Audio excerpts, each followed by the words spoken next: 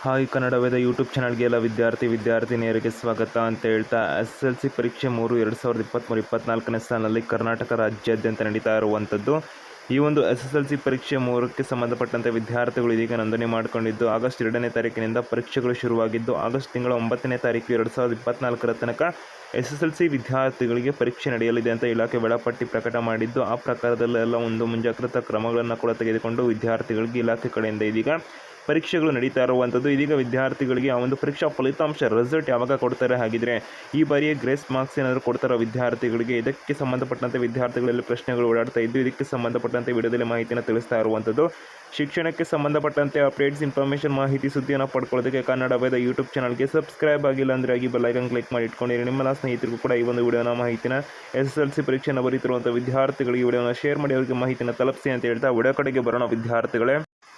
ವಿದ್ಯಾರ್ಥಿಗಳು ಕರ್ನಾಟಕ ರಾಜ್ಯಾದ್ಯಂತ SSLC ಪರೀಕ್ಷೆಯನ್ನು ವಿದ್ಯಾರ್ಥಿಗಳು ಆಗಸ್ಟ್ 2ನೇ ತಾರೀಕಿನಿಂದ ಬರೀತಾ ಇರುವಂಥದ್ದು. ವಾರ್ಷಿಕ ಪರೀಕ್ಷೆ 3ನ ಇದೀಗ ವಿದ್ಯಾರ್ಥಿಗಳು ನೋಂದಣಿ ಮಾಡ್ಕೊಂಡವರೆಲ್ಲರೂ ಕೂಡ ಬರೀತಾ ಇದ್ದು, ಈ ಬಾರಿ ಪರೀಕ್ಷೆಯನ್ನು ಕಟ್ಟಿರುವಂಥ ವಿದ್ಯಾರ್ಥಿಗಳು ಈ ಬಾರಿ 1ನೇ ಪರೀಕ್ಷೆ 2ನೇ ಪರೀಕ್ಷೆಯಲ್ಲೂ ಕೂಡ ಅನುತ್ತೀರ್ಣ ಆಗಿದ್ದೀವಿ ಅಥವಾ ಕಡಿಮೆ ಮಾರ್ಕ್ಸ್ ಬಂದಿದೆ, ನಮಗೆ ಈ ಒಂದು ವಾರ್ಷಿಕ ಪರೀಕ್ಷೆ 3ರಲ್ಲೂ ಕೂಡ ಪಾಸ್ ಆಗ್ತೀವಿ, ಮುಂದಿನ ಕೋರ್ಸ್ಗಳಿಗೆ ನಾವು ಕೂಡ ಹೋಗ್ಬೋದಾ, ಗ್ರೇಸ್ ಮಾರ್ಕ್ಸ್ ಇರುತ್ತಾ, ರಿಸಲ್ಟ್ ಯಾವಾಗ ಇತ್ಯಾದಿ ಪ್ರಶ್ನೆಗಳಿಗೆ ಒಂದೊಂದಾಗಿ ಉತ್ತರನ ಕೊಡುವಂಥದ್ದಾದರೆ ಗ್ರೇಸ್ ಮಾರ್ಕ್ಸ್ ಬಗ್ಗೆ ಮೊದಲನೇದಾಗಿ ಮಾಹಿತಿನ ಕೊಡ್ತಾನೆ ವಿದ್ಯಾರ್ಥಿಗಳು. ಗ್ರೇಸ್ ಮಾರ್ಕ್ಸ್ ಅಂತಕ್ಕಂಥದ್ದು ವಿದ್ಯಾರ್ಥಿಗಳಿಗೆ ಪ್ರಶ್ನೆ ಪತ್ರಿಕೆಯಲ್ಲಿ ಏನಾದರೂ ಲೋಪದೋಷಗಳು ಕಂಡು ಬಂದರೆ ಅಥವಾ ತುಂಬ ಕಠಿಣ ಮಟ್ಟದಲ್ಲಿ ಪ್ರಶ್ನೆ ಪತ್ರಿಕೆ ಸಿದ್ಧ ಆಗಿದ್ದರೆ ವಿದ್ಯಾರ್ಥಿಗಳ ಒಂದು ಮಟ್ಟಕ್ಕಿಂತ ಹೆಚ್ಚಾಗಿ ಒಂದು ಟಫ್ ಆಗಿ ವಿದ್ಯಾರ್ಥಿಗಳಿಗೆ ಕಠಿಣತೆ ಮಟ್ಟವನ್ನು ಹೊಂದಿದ್ರೆ ಅಥವಾ ವಿದ್ಯಾರ್ಥಿಗಳಿಗೆ ಪ್ರಶ್ನೆ ಪತ್ರಿಕೆ ಔಟ್ ಆಫ್ ಸಿಲೆಬಸ್ ಇಂದ ಏನಾದರೂ ಬಂದಿದ್ದರೆ ಆ ಸಂದರ್ಭದಲ್ಲಿ ಗ್ರೇಸ್ ಮಾರ್ಕ್ಸನ್ನು ವಿದ್ಯಾರ್ಥಿಯು ಆ ಪ್ರಶ್ನೆಯನ್ನು ಅಟೆಂಡ್ ಮಾಡಿದರೆ ಗ್ರೇಸ್ ಮಾರ್ಕ್ಸ್ ಅಂತ ನೀಡಲಾಗ್ತದೆ.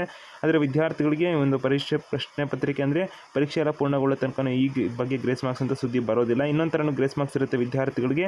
ವಿದ್ಯಾರ್ಥಿ ಎಲ್ಲ ವಿಷಯಗಳಲ್ಲಿ ಪಾಸ್ ಆಗಿದ್ದು ಕೆಲವೊಂದು ಅಥವಾ 2 ವಿಷಯಗಳಲ್ಲಿ 3 ವಿಷಯದ ತನಕ ವಿದ್ಯಾರ್ಥಿಗಳಿಗೆ ಕನಿಷ್ಠ ಒಂದು ಪಾಸಿಂಗ್ ಮಾರ್ಕ್ಸ್ ಹತ್ತಿರ ಬಂದು ವಿದ್ಯಾರ್ಥಿ ಫೇಲ್ ಆಗುವಂಥವ್ರಿಗೆ ಕನಿಷ್ಠ 5% ಗ್ರೇಸ್ ಮಾರ್ಕ್ಸ್ ಅಂತ ನೀಡ್ತಾರೆ. ಆ 5% ಗ್ರೇಸ್ ಮಾರ್ಕ್ಸನ್ನು ಕೊಟ್ಟರೆ ವಿದ್ಯಾರ್ಥಿ ಪಾಸ್ ಆಗೋ ಥರ ಇದ್ದರೆ 5% ಗ್ರೇಸ್ ಮಾರ್ಕ್ಸನ್ನು ನೀಡಿ ಪಾಸ್ ಮಾಡ್ತಾರೆ ವಿದ್ಯಾರ್ಥಿಗಳೇ. ಇಲ್ಲಾಂದರೆ ವಿದ್ಯಾರ್ಥಿಗಳು ಅದನ್ನು ನೀಡೋದಿಲ್ಲ. ಸೊ ಒಟ್ಟಿನಲ್ಲಿ ವಿದ್ಯಾರ್ಥಿ ಎಲ್ಲ ಪರೀಕ್ಷೆಯಲ್ಲಿ ಕೂಡ ಪಾಸ್ ಆಗಿರಬೇಕು. ಕೆಲವೊಂದು ಅಥವಾ 2 ಸಬ್ಜೆಕ್ಟಲ್ಲಿ ಏನಾದರೂ ವಿದ್ಯಾರ್ಥಿ ಕಡಿಮೆ ಅಂಕ ತೆಗೆದಿದ್ದರೆ ಆ ವಿದ್ಯಾರ್ಥಿಗೆ ಈ ಥರ ಗ್ರೇಸ್ ಮಾರ್ಕ್ಸ್ ಸಿಗುವಂಥದ್ದು ಇರುತ್ತೆ. ಮತ್ತು SSLC ಪರೀಕ್ಷೆ 3ರ ವಾರ್ಷಿಕ ಪರೀಕ್ಷಾ ಫಲಿತಾಂಶ ಯಾವಾಗ, ಸೊ ವಿದ್ಯಾರ್ಥಿಗಳು ಅದಕ್ಕೆ ವೆಯ್ಟ್ ಮಾಡ್ತಾ ಇರುವಂಥದ್ದು. ಪರೀಕ್ಷೆ ಆಗಸ್ಟ್ ತಿಂಗಳ 2ನೇ ತಾರೀಕಿನಿಂದ ಆಗಸ್ಟ್ ತಿಂಗಳ 9ನೇ ತಾರೀಕಿನ ತನಕ ನಡೀತಾ ಇರುವಂಥದ್ದು.